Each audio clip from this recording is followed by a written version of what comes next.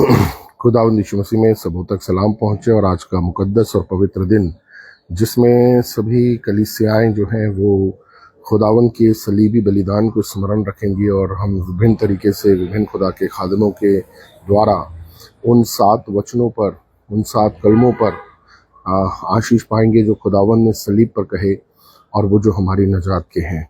तो आइए मेरे अजीजों, उसकी कुछ विशेष बातों को हम देखते हैं। खुदावंद ने सलीब पर जो पहली दुआ की कि अब आप इन्हें माफ़ कर, क्योंकि ये नहीं जानते कि ये क्या करते हैं।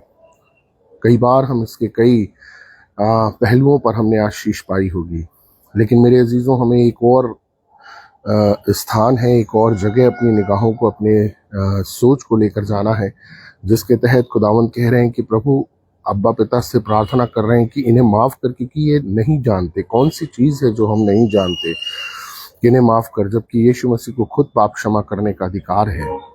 तो ये हमारे उन तमाम बनी आदम के किए गए गुनाह की बात नहीं है। जैसे योना नबी ने कहा कि तुम मुझे समुद्र में फेंक दो, इस तूफान में तो बच जाओगे, अर्थात तुम मुझे फेंको, मेरे कारण है।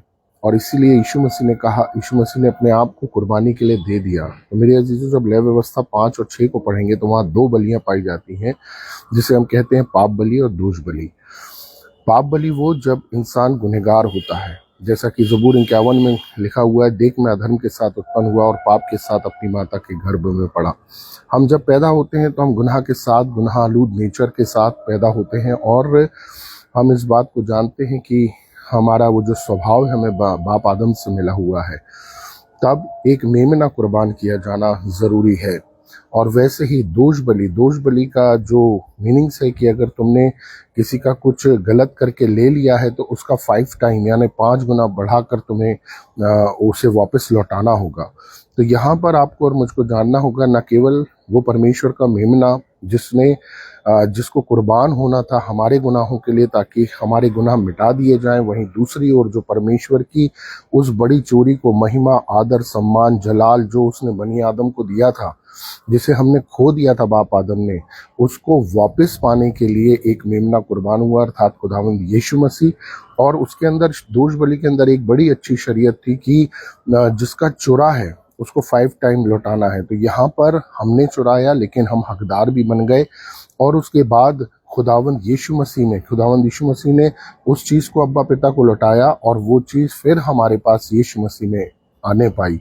और इसलिए खुदावंद यीशु मसीह इस बात को अपने अब्बा पिता को स्मरण दिला रहे हैं कि अब्बा पिता, जिससे तू बहुत प्यार करता है, इन्हें माफ़ कर, क्योंकि नहीं जानते ये क्या कर रहे हैं। क्योंकि ये बलि होना ज़रूरी है, जिसके तहत बनी आदम को जिस चीज़ के लिए सृजा गया है कि अपने खुदा की महिमा करें, वो आज़ाद हो सके, वो उद्धार पा सके।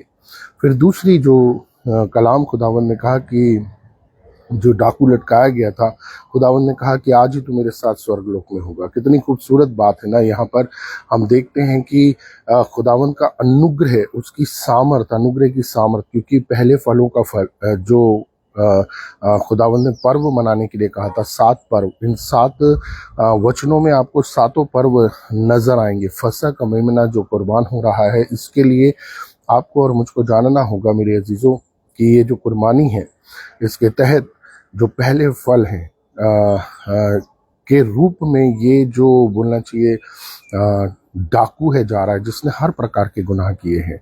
इसने कभी आध्यात्मिक जीवन नहीं जिया है, इसने खून, व्यभिचार और तमाम चीज़ों को, डकैती को किया होगा, तब इसे सजा मिली। लेकिन उस सलीब पर, उस अंतिम क्षण पर उसने यीशु मसीह पर भरोसा किया, और यीशु मसीह ने कहा आज ही तो मेरे साथ स्वर्गलोक में होगा। कितनी अद्भुत बात है ना कि यीशु मसीह के अनुग्रह की सामर्थ प्रकट है, जब पहले फल के रूप में यीशु मसीह तमाम मुकद्दसीन को, जो कि ईमान के साथ मसीह की बाट जो रहे थे, खुदावन चढ़ाने के लिए जाते हैं अब्बा पिता के पास। इसलिए तो उन्होंने मकद्दसा मरियम को कहा कि तुम मुझे मत छू, कि मुझे पिता के पास जाना ज़रूरी है। वे लोग जो जी उठे थे, उन्हें पहले फल के रूप में प्रभु ने चढ़ाया, महायाजक की सेवा के रूप में, और अनुग्रह की उस बड़ी सामर्थ में, जहाँ पर उस डाकू का इकरार है, उसने इकरार के द्वारा यीशु मसीह पर भरोसा किया, और वो जिसने अपने जीवन में कभी भी कोई अच्छे कार्य को नहीं किया और हर एक बड़े गुनाह को किया, यीशु मसीह के अनुग्रह की उस बड़ी दुआ में जब उसने कहा कि हे यीशु, जब तू अपने राज्य में आए मेरी सुधि लेना। खुदावंद यीशु मसीह के अनुग्रह की सामर्थ प्रकट हुई और वो स्वर्गीय राज में प्रवेश करने पाया। इसलिए मेरे अजीजों, खुदावंद चाहता है कि हम उसके अनुग्रह की सामर्थ को जाने, आई सरेंडर, और पूरा समर्पण करें। और जब हम समर्पण करेंगे तो हम, इसने क्या देखा होगा, इसने अपनी मृत्यु में जीवन यीशु मसीह में देख लिया। इसने अपनी हार में, ये हार चुका था, इसने अपनी हार में अपनी विजय को यीशु मसीह में देख लिया। इसने क्या देखा था, इसने अपने वर्तमान में अपने भविष्य को देख लिया। मेरे अजीजों, क्या आज यीशु मसीह में हम इन बातों को देखने पाते हैं? इन दोनों कलमों में हमने एक बात को जाना है। पहला वचन जो यीशु मसीह ने दुआ करी, ए बाप इन्हें माफ कर, क्योंकि खुदा का मेमना है वो, जो जगत के पाप उठा ले जा रहा है। जो हमने खोया था वो हमें वापस मिलता है, जो कि हमने जानबूझकर खोया नहीं था, हमने शैतान को दे दिया था, बनी आदम ने। उसे यीशु मसीह ने 5 टाइम बढ़ाकर पिता को अता किया और हम हकदार बनने पाए। और दूसरा, जो हम गुनाह में पैदा हुए थे, यीशु मसीह की उस बड़ी दुआ में कि ये नहीं जानते, क्योंकि यीशु मसीह की कामिल कुर्बानी हमारे गुनाह को छुपाती नहीं, ढांकती नहीं, लेकिन मिटा देती है। तो इन दो कलमों के द्वारा प्रभु हमें आशीष दे। और आज दिन भर हम खुदावन के इन 7 वचनों पर जब अध्ययन करते हैं तो जाने कि हमारा उद्धार यीशु मसीह पर विश्वास है, ना कि अपने कर्मों पर। प्रभु सबको आशीष दे।